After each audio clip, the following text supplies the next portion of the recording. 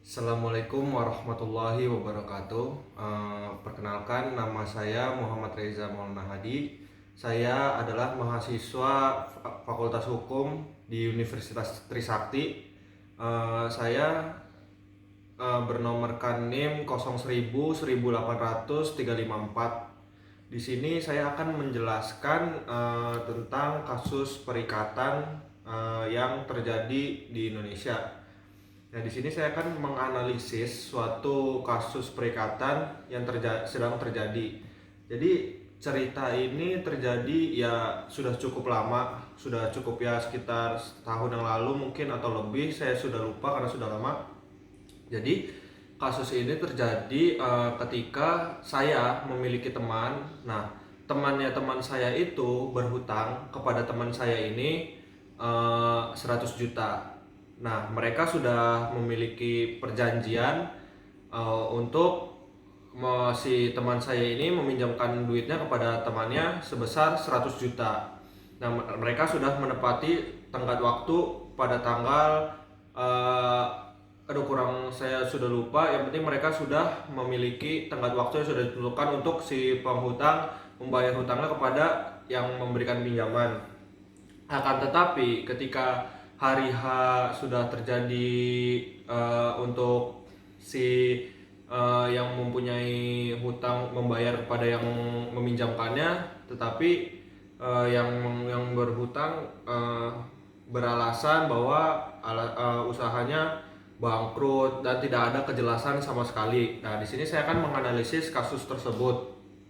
Nah, menurut saya prinsipnya masalah peminjam-meminjam adalah termasuk lingkup hukum perdata, sehingga kasus pinjam-meminjam uang ini tidak bisa dibawa ke ranah pengadilan tindak pidana, karena pada pasal 19 ayat 2 Undang-Undang Nomor 39 Tahun 1999 tentang hak asasi manusia yang berbunyi, tidak seorang pun atas putusan pengadilan tidak boleh dipidana penjara atau kurungan berdasarkan atas alasan ketidakmampuan untuk memenuhi suatu kewajiban dalam perjanjian utang. Selain itu, ada beberapa putusan Mahkamah Agung yang berkekuatan hukum tetap atau jurisprudensi juga sudah menegaskan hal yang sama. Antara lainnya yang pertama adalah sebagai berikut. Putusan MA yang pertama adalah menyatakan sengketa hutang piutang adalah merupakan sengketa perdata. Yang kedua adalah hubungan hukum antar terdakwa dan saksi merupakan hubungan perdata, yaitu hubungan jual beli, sehingga tidak dapat ditafsirkan sebagai perbuatan tindak pidana penipuan.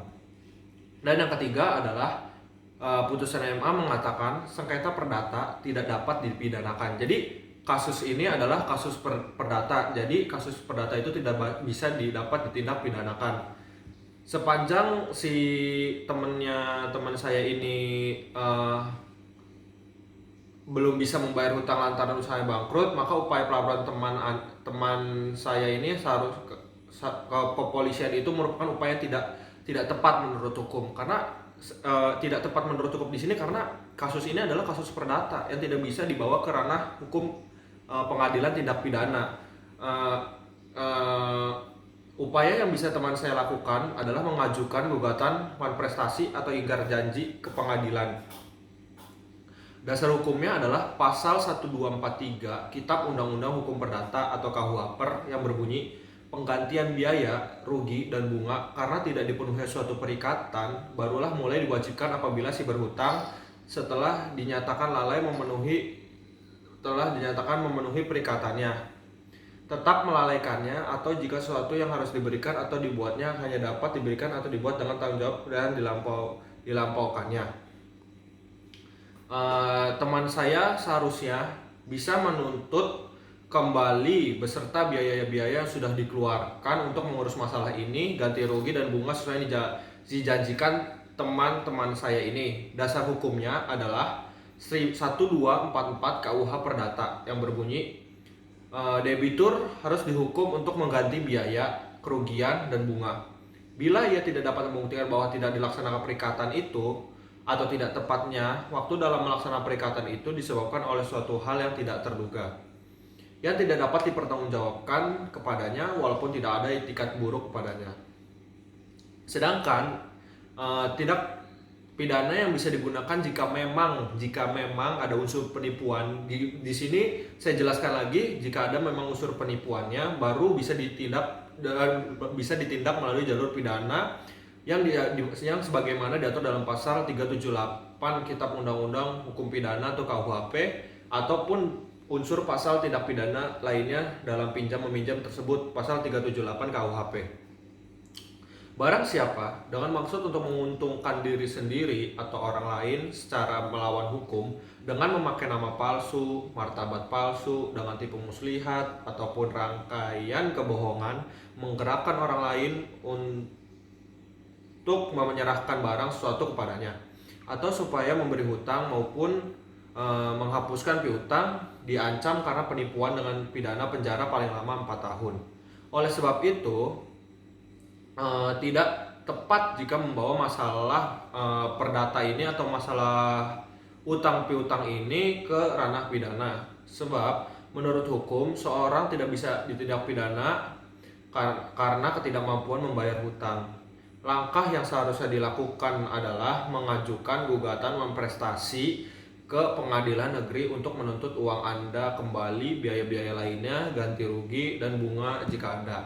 Jadi kesimpulannya di sini adalah suatu kasus perdata, suatu kasus perikatan perdata tidak bisa diselesaikan melalui ranah hukum jalur pidana, karena sesuai dengan pasal yang tadi saya sudah sebutkan, pasal 19 ayat 2 Undang-Undang Nomor 39 Tahun 1999 tentang hak asasi manusia berbunyi, tidak seorang pun atas putusan pengadilan boleh dipidana penjara atau kurungan berdasarkan atas alasan ketidakmampuan untuk memenuhi suatu kewajiban dalam perjalanan utang piutang. Jadi saran saya adalah jika teman-teman semua mengalami kasus seperti ini, yang bisa teman-teman lakukan adalah yang seperti tadi saya sudah sebutkan di akhir adalah langkah yang seharusnya teman-teman lakukan adalah mengajukan gugatan non-prestasi ke pengadilan negeri untuk menuntut uang Anda kembali, biaya-biayanya, biaya-biaya lainnya, ganti rugi dan bunga jika ada.